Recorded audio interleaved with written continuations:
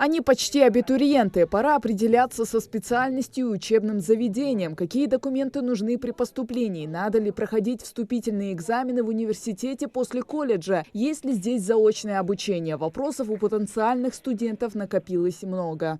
А если человек заканчивает здесь обучаться, например, на МЧСника, он может сразу выпуститься, ему больше нигде не надо обучаться, он сразу может идти и работать МЧСником, да?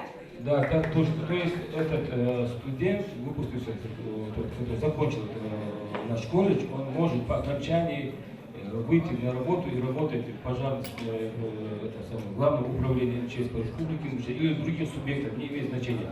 После знакомства с преподавателями и руководством школьники отправляются на экскурсию. Пожарно-спасательный колледж предлагает 5 направлений. Больше всего внимания привлекли специальности защиты в чрезвычайных ситуациях и пожарная безопасность. Ясмина Аздоева учится в 9 классе. Хоть сейчас она еще не определилась со своей будущей профессией, однако этот СУС она добавила в свой список фаворитов. Я, во-первых, обращаю сам на колледж, где он находится, то есть это тоже очень важно, местоположение.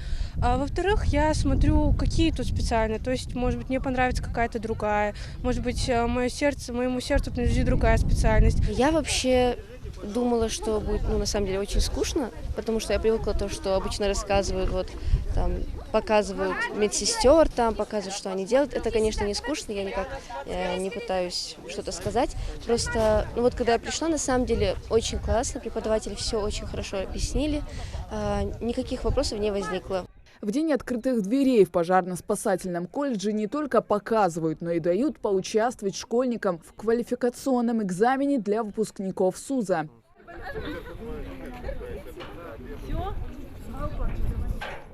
День открытых дверей – это прекрасная возможность познакомиться поближе с уставом учебного заведения, преподавательским составом и пообщаться с теми, кто уже здесь учится. К слову, выпускники этого колледжа о своем выборе ничуть не жалеют. В нашей республике есть такой хороший колледж, и он не уступает Питеру. Поэтому я решил, наш колледж оборудован всем нужным требованиям для нашего развития.